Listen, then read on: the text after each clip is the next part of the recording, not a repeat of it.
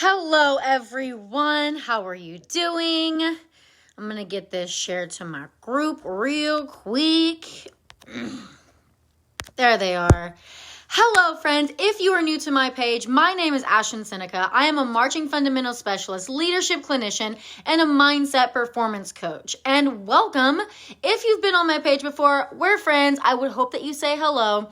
I love when you guys create this into like discussions and things like this. So feel free to drop your questions and comments, whether you're watching it live or you are watching it later. Hello, Mando. Hello, Dustin. How are you guys doing? So I want to, hola. I used to mess with my kids and say, Olaf. And they're like, what? Ew, why? Hi, David. Hi, Paul. So I posted about this earlier, and I think that this is something that's really good to talk about. So we all know that as educators, there are some students that love attention and they don't care what kind of attention it is. Like, drop me some hearts if you know what I'm talking about. Hi, Carl. But like the students that you're like, wow, you really don't give a shit if it's good or bad attention.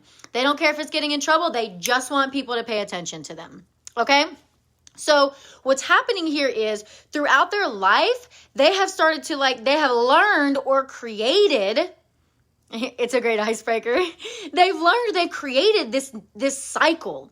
Okay. So, and it's probably not from you. I would venture to guess, especially if they come into our classes like this, it's probably not from us as educators.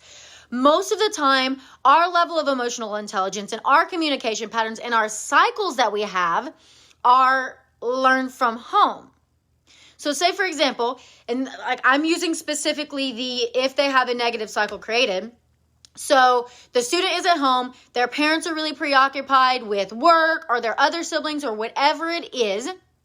However, the one time that their parent pays attention to them is if they come home with a bad test grade or they say something sassy or they do something rude. Well, now all of a sudden, the parent is paying attention to them. The attention they're craving, they're now receiving, but it's getting yelled at. So then they continue to fuel it and keep the attention on them by still being disrespectful, arguing back, things like that.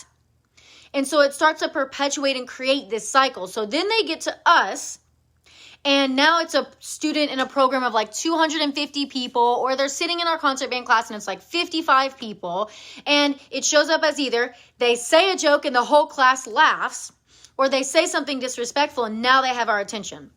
It is essential that we as educators do not continue to feed into that cycle. So they want our attention, so they might talk to their neighbor, play on their phone, do homework during their class, or something like that. Okay? So they're doing that, and then all of a sudden it gets our attention because it's hey, can you put that away? So now they continue to feed into it. What? I'm just doing my homework. Yeah, but this isn't the place for you to do the homework. What? It's not a big deal. You weren't even talking to me right now. I don't care if I wasn't talking to you. Please put your homework away. Right? Or, hey, can you please stop talking to your neighbor? What? You weren't even working with me. Doesn't matter if I was working with you or not. Can you, you need to stop talking to your neighbor. And we are feeding into the cycle that they're addicted to. And we create them too. Excuse me, Kayla, but I'm telling you. Okay, so she just said, I actually can't believe no one has told me this before. Here's the thing. They don't have the leadership courses around the psychology of this stuff and around communication. I had to go out and learn this from people outside of the marching band community. I had to go outside of the marching band community, outside of the band community, the music community, to learn these things. This was told to me by somebody that has nothing to do with marching band and has no clue with it. Okay? But anyways, so we are feeding into this negative cycle. Because some students, they really crave knowing that they are valued, that they are seen and heard. Most human beings crave that. So when we react and we continue to have this power struggle and argue with them, we're feeding into it. Okay? So sometimes if it's a student that I know loves this attention, I will not, if they're talking to their neighbor, I'll just say a blanket statement. Hey, everyone, can we please stop talking to our neighbor? And I'll look at them. But if it continues to happen and I know it's someone that has this negative cycle, I will speak to them one-on-one because I'm not going to feed into that cycle. And I make it my job to role model positive communication and a higher level of emotional intelligence. I don't feed into it. So if I bring them into my office and I'm like, hey, I noticed that the talking is happening a lot in class and it's really distracting for other people. It's really not a big deal if I'm talking in class. hey, cool. I just want you to know, like, I am by no means trying to devalue you or anything like that. Would you mind sharing from your perspective, like, what's going on when the talking's happening? I'm not going to feed into there, like, let's argue. This is what we do. The negativity. This is how we get attention. No, that's not what I'm going to do. We also, though, as educators, can create this type of negative cycle. This is what it used to look like for me. Hey guys, so tomorrow we're going to play this. They show up, they can't play it, and they're not prepared. So I'm like, okay, you guys, blah, blah, blah, blah, blah, blah, blah, rah, rah, rah, rah, and I like unleash on them and I go off on them. Guess I'm going to have to take this for a grade, huh? So your grade tomorrow is everyone has to be able to play it. It's a group grade, and if you can't play, then everyone's getting a 0. And then all of a sudden they come back the next day and everyone can play their music. So now they're creating, like me plus them are creating this ugly cycle of, I yell at them, they show up not prepared, I yell at them, then they're prepared, then we're fine. So we, as the educator, we have to be aware of where are we creating these negative emotional and communication cycles? Where are our students that are addicted to it? And we can get addicted to it just as much as they can. Like the idea of, well, it's just easier. Like it's easier for me to yell at them because they get it done. It may be easier at the moment and we get addicted to it. Well, this is just what I do. I've always done it this way. It works. It works to also traumatize children. And we're also teaching them, hey, if you want something done, just yell and be an asshole to people. Okay? So we need to hold ourselves accountable. Where are we creating these negative cycles? Like, send me some hearts if right now listening to this, you're like, oh shit, I create negative cycles like this. Like, just drop me a bunch of hearts. You don't have to tell me what it is. If you're like, yep, me, I know exactly how I do this. Or drop me hearts if you're like, oh, I know exactly what student you're talking about. I can picture their face in my head because they do this all the time. So what we have to do is we have to be willing to like get outside of, like, I'm going to be really honest with you, like, and you can tell me if you actually received this. In my education degree, I didn't receive a communication class, or if I did receive a communication class, it's in the form of a debate where it's I win and they lose. But that's not appropriate for us as educators. So we have to learn communication. We have to break our own communication patterns that we've been taught. Like maybe it's one of those things that at home with our children or in our marriage, that if we nag and we fuss and yell at people, then things get done. So then we take that pattern and we translate it into our classes because we are addicted to that pattern because that's what works. But in the grand scheme of things, it works only because that's what we're used to. There are actually other forms of it. And here's the crazy thing. I worked on breaking my communication patterns. I made breaking my communication pattern in negative cycles as important as preparing music for the students. And now all of a sudden I'm creating new cycles in my class that are not, it does not require me to yell at them. It does not require me to berate them and bully them. And the crazy shit is they were showing up prepared more often. I wasn't having to yell at anyone. And I was like, I was addicted to this cycle that I thought was easier. You know what's easier is they show up prepared because of the other things that I'm doing now, because I broke that cycle between me and them and I created new cycles. Crazy. So what I would challenge you to do is like actually sit down and pay attention to your communication and your emotional pattern for like 2 or 3 days. Keep track of like where do you revert to possibly like yelling at people or nagging people, like things that very much feel like a lean forward, like pushing into someone's space energy, or something that feels like you're having to drag someone or something behind you. Like I used to feel that with my students. I used to feel like they were a puppy dog that stopped walking and I was having to drag it on a leash behind me. I felt like I was lifting and carrying so much freaking weight, but really what it was, I was carrying so much weight because of the negative communication and emotional patterns I had created in my classroom that I took from home and I put into my classroom. Mando says, praise in public for sure. One-on-one pull-outs definitely work if timed right within the scope of the given class period. Yep, sometimes I'll do it while everyone else is working, and sometimes I'll do it outside of school too.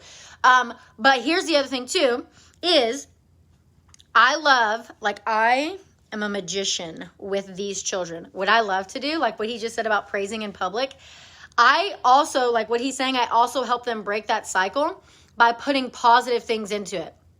There's this kid at one of the schools I worked with, worst body language, RBF face, like super sassy, and I refused to take any of his comments or any of his information as disrespectful. I absolutely refused to because I knew that student was addicted to it, okay? So like, for example, there was one day that they showed up and they were late, and I was like, hey man, you okay? What's up? Well, I'm always hold late after rehearsal, so I'm just getting my time back. I knew what was happening. They wanted me to be like, hey, and I was like, it's a valid point. We're on page 35. And you could see the kid was like, okay, thanks. Another time, they never counted. And there was one day where they like started yelling counts to be obnoxious. Me, I was like, dude, that was so good. You were louder than the whole band. Oh my God. Yes, high five.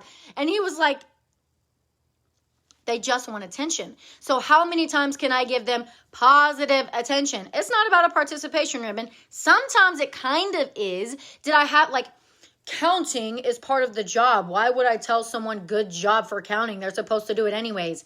If it's a kid who's addicted to negative cycles, you should take the time to say something to them because we're reteaching them. We're providing them new patterns. You can have my attention for doing the right thing. Also, here's the other thing that I hate. I've had people say this, like I've had a boss actually who said this before, like, what? I don't tell people thank you for doing what they're supposed to be doing. Why not? I like to tell people thank you. It feels good to me when people tell me thank you. It feels good when people appreciate what I'm doing. So like, why can't we tell people thank you because when they do what they're supposed to? What's wrong with that? At what point in time in society did we decide, who created the rule and law that, well, when someone does what they're supposed to do, we shouldn't have to tell them thank you. Ew, tell the babies thank you. Thank you guys so much for counting loud and proud. That was amazing. I loved it. Let's do that every rep. Tell them thank you, and not a sarcastic like, thank you for finally doing the right thing. No. Take the time to tell the babies thank you. So anyways, we as educators and students can create these negative communication cycles. And we as an educator, if we notice we're making them, like for example, I noticed my communication patterns were bad, so I made it my job. I made it my secondary job to learn better communication patterns. Now I'm a master at it. Like that's part of what, like my my online leadership course has an entire hour-long module in it where I am sharing with you 4 or 5 different communication strategies so that we don't fall into those negative communication patterns, that we can create new ones to it. Okay, the emotional patterns that I used to have, there's 2 or 3 modules in my online leadership course that delve into how to break those emotional patterns and how to create new ones. And then how do we share that with students? Okay, so we have to hold ourselves accountable, and then we have to create a higher standard. We have to find times, like we have to be able to recognize, when am I being drugged into a negative communication cycle from a student? And we have to refuse to be a part of it. It's honestly, it's the same as if someone is an alcoholic, we are giving them alcohol. So these kids that are addicted to it and haven't learned any better, in all honesty, y'all, they haven't learned any better. They haven't taken a communication class. In my opinion, emotional intelligence should be a required class in elementary, middle, and high school. The level of explanations gets higher level. But some of these kids have no clue. They have no clue about any of this stuff. And yes, we teach music, but it's also really important that we're not feeding into these cycles. You know what I'm saying? Let me see. We got a couple of comments on here. Get to the bottom of things with the negative person faster if you start the pull-out talk with them positioned on their side. For sure. What's going on today? Yes, I love that. And breaking those negative communication habits and giving them the ability to communicate will go with them into their professional lives. Yes, we love music, but we also got to teach them other stuff like that. That's one of the Mandy says it's one of our most important educational responsibilities, teaching them life skills they may not have seen modeled at home. Heck yes. Okay, let's see. I got a question. What if the student chooses to not do body correctly and tells you to your face they're not going to do it because they think they're too hot shit to do it like everyone else? That I'm going to tell you, if I gave somebody feedback during rehearsal once and they acted like a turd about it, I would leave them alone the rest of rehearsal. And then there would be a one-on-one meeting. And this is where it's essential that we're learning communication strategies. It would take me an hour to go through all the communication strategies. But basically what I do is I talk with them one-on-one, and I actually get to the root of it though. Because number one, it could be fear of failure and disappointment. Especially if it's a boy. Okay? If it's a boy, since they've been little, they've been told dancing's not for boys, dancing for girls, all that kind of stuff. So it may not be that they actually think they are too hot shit for it. They might actually be terrified that they're going to look stupid, be a disappointment, people make fun of them. If it's a girl, they've been told, oh no, be careful, hide your body, don't do anything sexual because then predators will come after you. So for them, it's people who think it's because they're hot shit, it's not actually because they think that. If they were to ever say that or give that body language off, that's actually not the truth of it. There's going to be further down a root of it. A lot of people that have really abrasive, like arrogant personalities, not someone who genuinely says, I'm very good at this and puts the work in.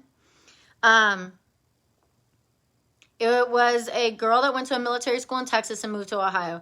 So that means that this child has only been doing straight lines and boxes and sharp turns. If that's what you're talking about, military band. That means body stuff is brand new to this person. So what is coming through me to tell you is that kid does not actually think that they're hot shit. They're terrified of looking like an idiot. They're terrified of failing at it. They're terrified of people making fun of them. So instead they just play it off and they don't try. Because if they try 100% and fail, then it means that they suck.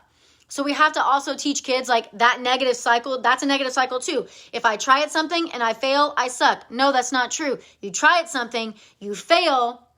Try again, fail, try again, fail, try again. So we have to break that cycle they've created. I try at something, I fail at something, I suck. So then I'm not going to try. So that's the negative cycle that girl has created right now. If she tries at something, she sucks at it. Or coming from a military school, maybe if you try at something and you're not that good at it, you get screamed at. So why would you try again? So she's actually created a negative cycle. And I am 99% sure it's not because they think they're too hot shit, even if they tell you that. So finding opportunities like when they get things right, like, yeah, good job, or sitting down and talking with them and having an open conversation about like, hey, it's okay and here's the thing, I would say to them, hey, it's okay if you mess up. It's okay if you mess up. We're all going to mess up. Don't worry about how you look with it. Just go after it and try it. I'm not worried about how I look in this. Okay, totally cool. I just want to let you know, it's totally fine if you make a mistake, like it's totally normal. Or pull them aside and be like, hey, can I work with you on this? But in the grand scheme of things, if they keep being disrespectful, that's going to be a parent meeting. If they keep telling me like, oh, well, I'm not going to try it. I'm not going to sit there and be like, well, you better try it. If you don't try it, you're not going to have a spot on the field. I'm going to try to help them. I'm going to try to have open, positive communication with them. I'm going to try to get to the root of it. But then if they're still not doing it, then it's going to be a parent meeting with me, the parents, and the student involved. Not an attacking thing, but like, hey, here's the problem. Here's what's happening.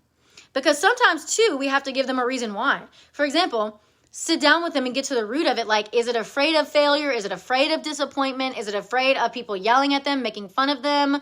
Because no one else is paying attention to you. They're afraid of failing and messing up and looking like an elephant too. So they're only worried about themselves. They're really not worried about you. And explaining to them the way we practice, the way we rehearse is the way we perform.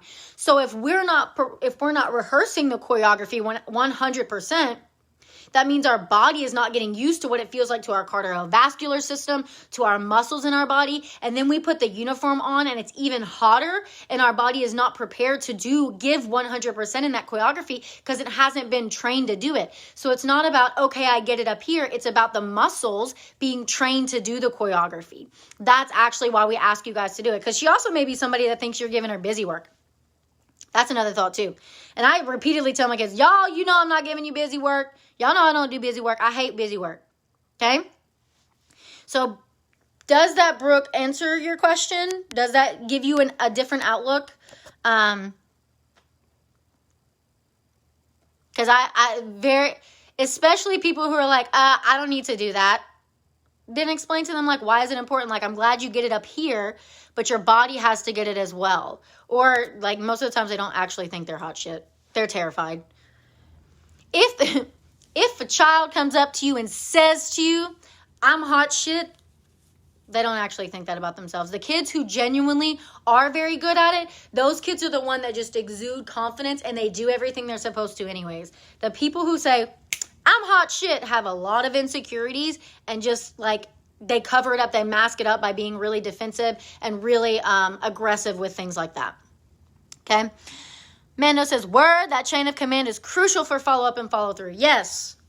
Now, I will tell you, if the kid continued to be disrespectful, we sat with the parents and we talked and we tried every single avenue possible. The end result would be not me as an ultimatum saying this, but just me saying as, hey, this is a team effort, okay? Everyone on the team has to participate in this 100%. And right now, you are not participating 100%. And I just want you to know, like, everybody on this team is important and matters. So if this behavior is going to continue, then you can't be a part of the team. And that's not an ultimatum from me. That's just a, hey, you don't get to show up and half-ass this, man.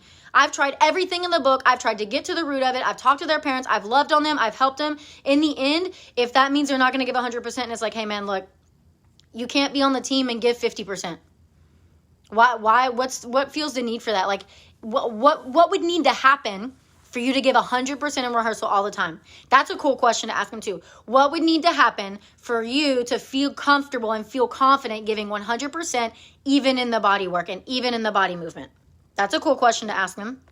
Because then you're like, hey, just help me out with this. Tell me. Let's see here. With my fall season guard, they were scared of a 45. Then during the winters, they did it only because the new girls did it. So they realized it wasn't that scary. Yes, I love that. Yeah, kids have been taught by society, you're supposed to be like a hard ass and you're supposed to be perfect at everything you do. We have to remind them, like, we have to train them and normalize making mistakes and failing and taking away from all the meaning. Like, not just kids, human beings attach way too much meaning to failing at something. But like scientists that are creating cures for cancer, when their cure doesn't work, they don't beat themselves up. They're like, okay, how do I want to adjust this? What didn't work? Okay, let's try again. So what if we taught students and ourselves to view mistakes and failure as just simply one way that didn't work? How do I want to adjust it now? So that's my 2 cents on it, okay?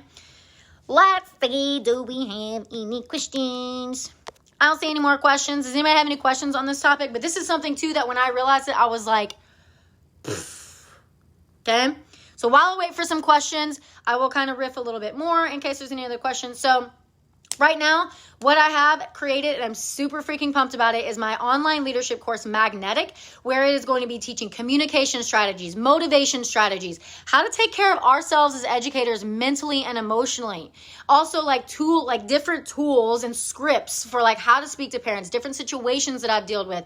Also, like what to do with the bad students, like why is that happening? Like that's the biggest piece is. Y'all are going to think that I'm crazy when I say this. I have a really beautiful understanding of the psychology behind students these days.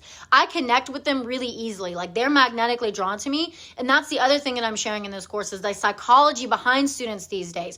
The things that trigger them in ourselves. Why do we lash out and react? When we get stressed out, why is our default to either like freeze up or lash out? Okay. So basically like motivation, communication, what else did I say? Oh, emotional health tools for ourselves, the psychology behind kids these days, how to connect with them, why they're triggered, why we're triggered, and also how to break these negative cycles, and also how to create new cycles and habits for ourselves. Okay, creating the discipline, having the discipline to break those old cycles and create new ones. That is what Magnetic is all about. It is $555. You get lifetime access to the course along with any future updates I do, and I'm happy to create payment plans. This pricing is through June 8th. June 8th is when we start the course, and so that's when it like shuts down for a couple months so I can get all the people in there. And you also have a private Facebook group because I'm recording the modules live, so you can be on them live asking questions, or you can just watch them from the Kajabi website, which is what hosts all of my courses. So is summer band happening? I personally had to take a break from all that insanity. Yes. Summer band happening? Depends on the state. In Texas, UIL just sent out a thing that says, hey, if your principal approves it and if it's good and it's okay with your school district, you can start having rehearsals on music, I think is what it was. I don't remember exactly. But here in Texas, June 8th is when people can start in-person rehearsing again. I'm going to say my opinion is I would not be doing that because, I would not be doing that on June 8th. I would not have all the children in one place. So it depends on the state. Depends on the state. It's looking like Texas is going to be like thumbs up for summer band happening, but some other states it sounds like they're going to be like thumbs down. So it depends on the state. Thank you. I appreciate that. I always lead with the energy that I want people to give back to me when they're listening to my videos and when I'm teaching students. That's just a non-negotiable for myself. Cool. So that is my 2 cents on it. If you're interested in Magnetic, the online leadership course that I've created, message me. I'll send you a link so that you can have more information on it. And I'm also happy to answer any questions you guys have. If you're watching this later, feel free to still drop questions, and I'm happy to come back to them later and answer them for you and all the things.